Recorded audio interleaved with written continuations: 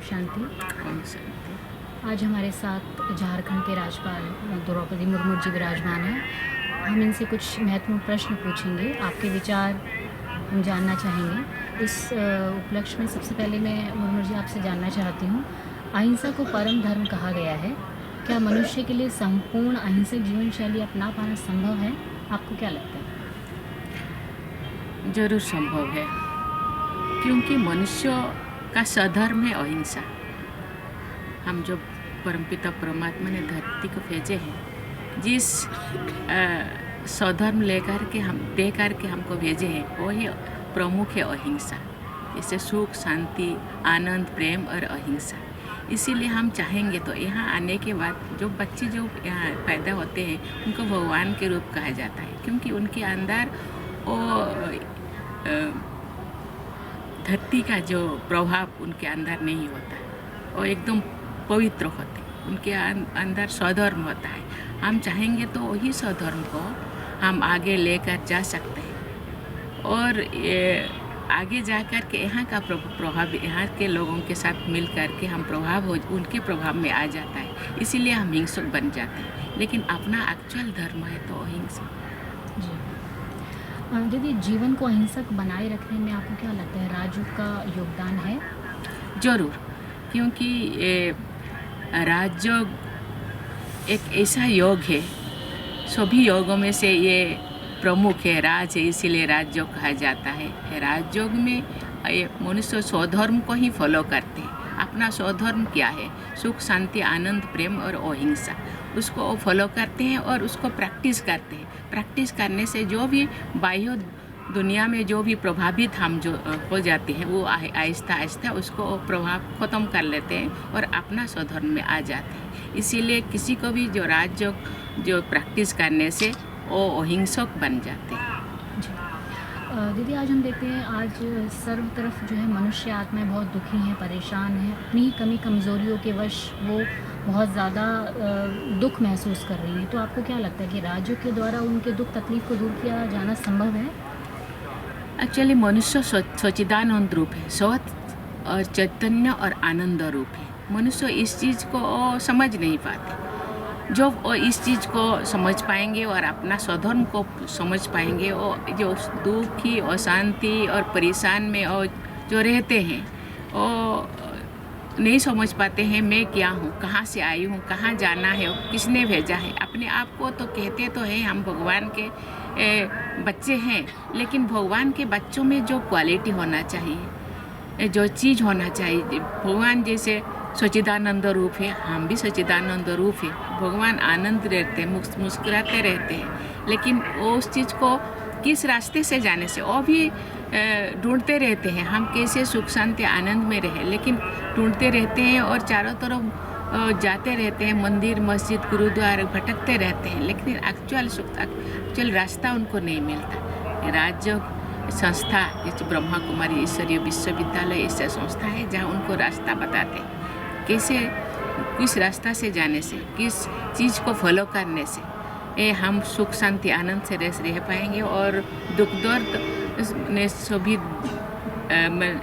समूल हम लोगों का ख़त्म हो जाएगा। जी। संपूर्ण रूप से ख़त्म हो जाएगा। जी, आप राजयोग का अगर अभ्यास करते हैं तो आपने अपने जीवन में किस प्रकार का परिवर्तन महसूस किया?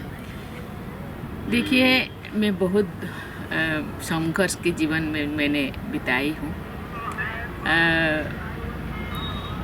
मुझे तो पता तो था, मैं मंदिर भी जाती थी, नमस्ते तो करती थी, लेकिन ज़िंदगी क्या है मुझे पता नहीं था।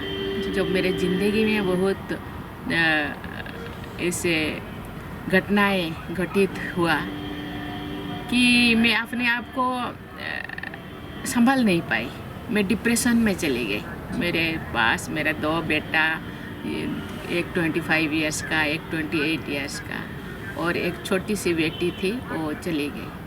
और इसके बाद मेरे पति भी चले, एक 2 साल में सभी ये आत्माएं चली। तो मैंने सोचा कि मुझे ज़िंदगी जीना है और एक बच्ची मेरे साथ है, बेटी है, उनके साथ देना, उनका मानसिक स्थिति खराब हो, मैं जो चली जाऊंगी तो फिर वो कहाँ रहेगी। इसीलिए मैंने सोचा ऐसे कोई कहाँ जाऊँ, ऐसे कोई संस्था, ऐसे कोई होगा ज़रूर कि मुझे अच्छा लगेगा और ज़िंदगी जीने के लिए एक राह दिखाएगा। तो मैं प्रजापिता ब्रह्मा कुमारी ईश्वरीय विश्वविद्यालय, ऐसे तो मैं बहुत सारा संस्था गई थी, लेकिन यहाँ आके मुझे बहुत सारे सुकून मिला। ये 24 आवर्स आपको कभी भी कहीं भी कितने टाइम में भी जाओ, यहाँ बहनें मिलते हैं और वो आपको सहारा देते हैं, ज़िंदगी जीने का राह देते हैं, प्यार देते हैं, दुलार देते हैं। आपको लगेगा कि हाँ यही एक ज़िंदगी, यहाँ इसी रास्ता से जाने से ज़िंदगी अच्छी तरह से हम जी पाएंगे और सुख शांति आनंद और प्रेम से जी जाए। जानकी दादी कहते हैं और ब्रह्मा कुमारी के वो शिक्षा भी वही है कि बीती को बिंदी लगा। हम मनुष्य दुखी इसके होते हैं, इसीलिए होते हैं कि वो अतीत को भूल नहीं पाते और भविष्यों के लिए भी चिंतित रहते हैं। इसीलिए मैं वर्तमान में जीना सीख लिया। अभी के लिए जियो, भविष्य तो भविष्य है, वो तो आएगा। ये इसीलिए अपने आप में भी मैं स्ट्रांग बन गई हूँ कि ये दुनिया में जितने भी दुनिया को तो हम बदल नहीं सकते। बहुत सारे बाढ़ आएगा, तूफान आएगा, टोर्नाडो, भूकंप भी, लेकिन उसको जो प्रकृति को हम बदल नहीं पाएंगे, दुनिया को भी बदल नहीं पाएंगे, लेकिन खुद को बदलना, ये चीज़ मैंने सीख लिया। और अभी मैं बहुत खुश हूँ। बहुत सारे परेशानी के अंदर भी मैं खुशी से ज़िंदगी जीती हूँ और ऐसे अभी तो गवर्नर बन गई हूँ। ये भी भगवान का ही देन है। मुझे पता नहीं था कि मैं गवर्नर बनूँगी। मुझे एक दिन मुझे पता चला नहीं, आपको गवर्नर बनाने के लिए प्रोसेस चल रहा है। मैंने सोचा ये भी भगवान का दर है। मैं तो कभी ये सोच ही नहीं थी कि मैं गवर्नर बनूँ। नहीं, बहुत सारा मैं बहुत ग्राउंड लेवल के से आई हूँ और लेकिन बाबा ने कहाँ से लेकर के कहाँ बिठा दिया। इसीलिए मैं परमपिता परमात्मा को बहुत मानती हूँ। अभी भी लोग कहते हैं मैं बहुत, अभी गवर्नर बनने के बाद बहुत काम करना पड़ता है, लेकिन फिर भी बाबा ने मुझे 3:30 बजे रात को उठा देते हैं। और रोज़ जैसे लोग कहते हैं शायद मैं झूठ बोल रही हूँ, लेकिन ऐसे नहीं है। मैं रोज़ मुझे कि कितने देर से ही मैं सोऊं, लेकिन बाबा ने मुझे उठा देते। ये तो आपकी निर्माणता है।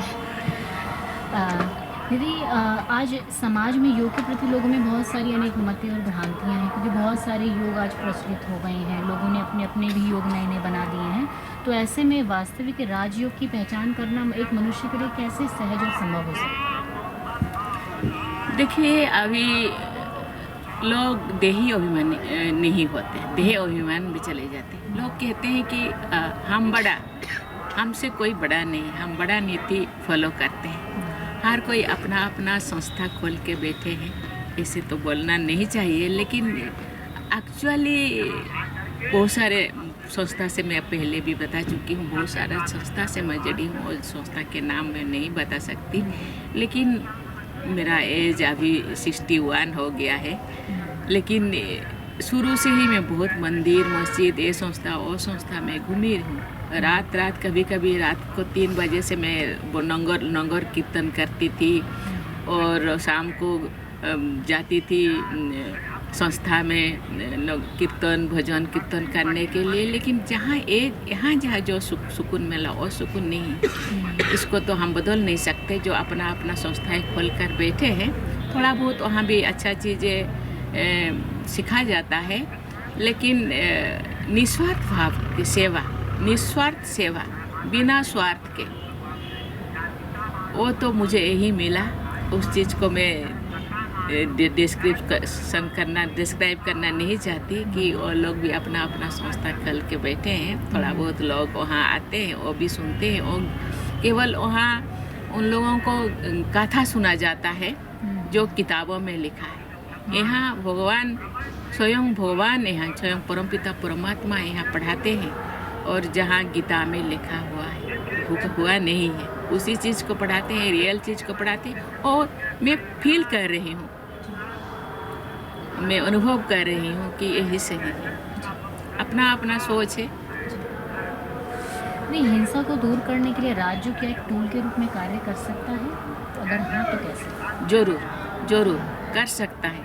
इसीलिए ये बहनों को मैं धन्यवाद देना चाहती हूँ। ये पूरा विश्व के 140 देश से ज़्यादा देशों में काम कर रहे हैं, और वहाँ के लोग भी फील कर रहे हैं कि यही एक टूल है कि सुख शांति आनंद प्रेम से रहने के लिए और विश्व को परिवर्तन करने के लिए। हम जो कहते हैं कि एक कल्प 4 युग होता है, सत्य त्रेता द्वापर कली, इसके बाद एक संगम। ये एक 5000 साल है, ये संगम है। संगम के बाद तो सत्ययुग आना ही आना है। सत्ययुग ऐसे नहीं आएगा जब हम परिवर्तन नहीं हो जाएंगे, विश्व का मानव संपदा परिवर्तन नहीं हो, उनका मानसिक परिवर्तन नहीं हो पाएगा तो कैसे फिर सत्य आएगा। इसीलिए मानव का मानसिकता को परिवर्तन करने के लिए यही एक माध्यम है जब बहनें काम कर रहे हैं। मुझे लगता है लोग अभी बहुत सारे मंदिर में मस्जिद में बहुत सारे गुरुद्वारे जाते हैं लेकिन शांति तो नहीं पाते। जितने समय वो जाते हैं वहाँ नतमस्तक होते हैं, उतने ही समय उनको शांति मिलता है। जब घर के आने के बाद वही दुख और शांति में वो बिताते हैं। मुझे लगता है और ये घर के आने के बाद भी ये जो बहनें जो योग सिखाते हैं, परमपिता परमात्मा जो मुरली सुनाते हैं, वही चीज़ को चलते फिरते काम करते जो प्रैक्टिस करेंगे तो मुझे लगता है ये एक टूल होगा और विश्व परिवर्तन होगा और तो एक ना एक दिन होना ही है। अच्छा दीदी, राजयोग के लिए कहा जाता है क्या राजयोग सिर्फ परंपरा स्वरूप प्रयोग से ही जुड़ी हुई बात है या ये मन की शांति के लिए भी कारगर है?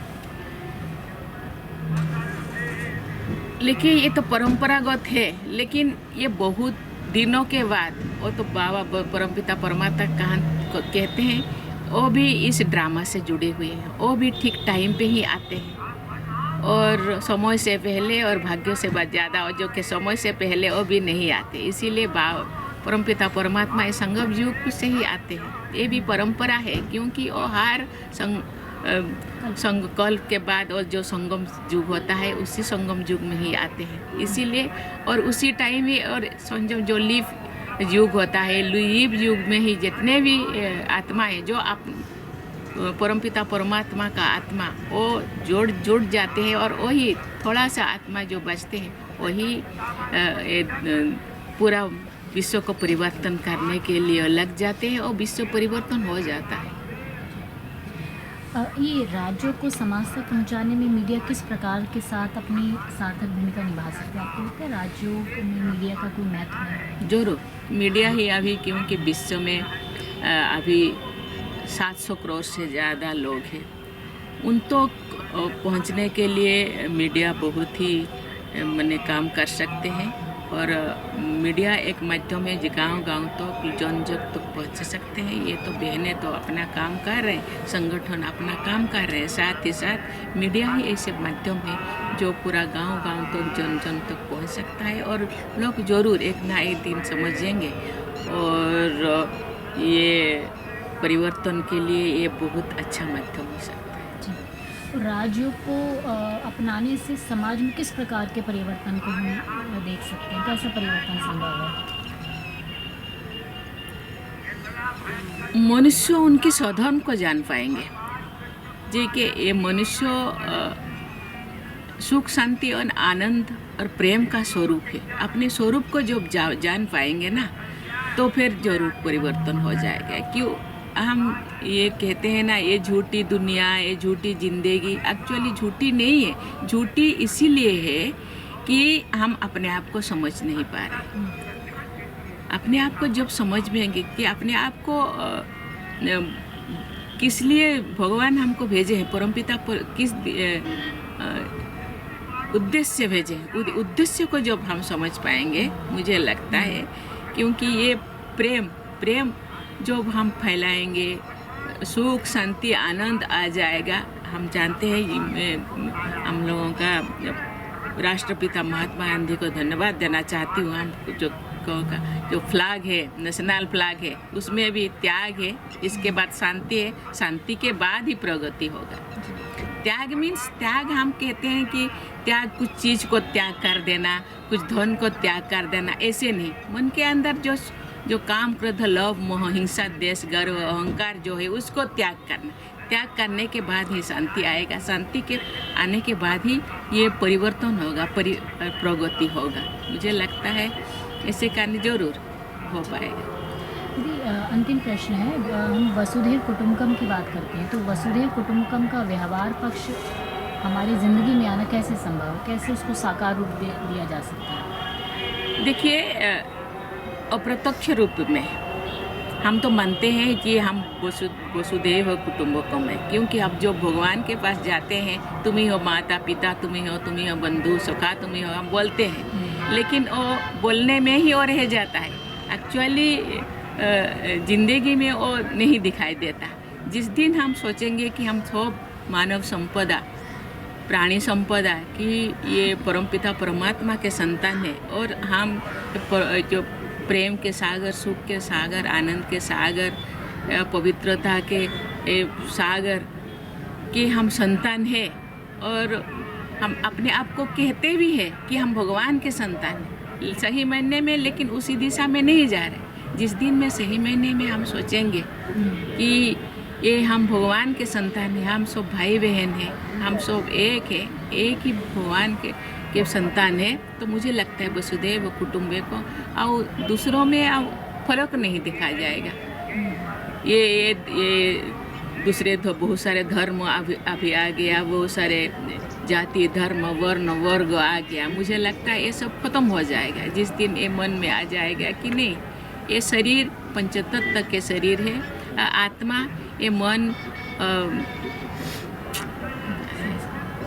मन बुद्धि संस्कार से जुड़े हैं। ये सबके अंदर वही है, सबके अंदर वही है, शरीर भी सबका वही है। तो जिस दिन ये समझ में आ जाएगा, मुझे लगता है ये हम प्रैक्टिकली जिस दिन इसको यूज करेंगे, वसुधैव कुटुंबकम हो पाएगा और मनुष्य ही कर पाएंगे। इसीलिए मनुष्य को श्रेष्ठ जीव कहा गया है। दूसरे पशु पक्षी तो उनका तो सोचने का शक्ति नहीं, हम सोच पा रहे हैं, हम बोल पा रहे हैं, हम देख पा रहे हैं, हम मनुष्य भगवान के स्वरूप है, इसीलिए हम ही सोच पाएंगे और वसुधैव कुटुंबकम हम ही कर पाएंगे। लेकिन इसीलिए हम सब जितने भी मानव संपदा को उसी दिशा में जाना है कि हम सब एक है, उसी सोच, जैसे कहते हैं मन वचन और कर्म, मन संकल्प करने से नहीं होगा, उसको बोलने में भी कर्मों में भी, और जो हम अपने अंदर दिखाई देगा मनुष्यों के अंदर, मुझे लगता है वसुधैव कुटुंबकम आ जाएगा और संसार बदल जाएगा, स्वर्णिम युग में आ जाएंगे।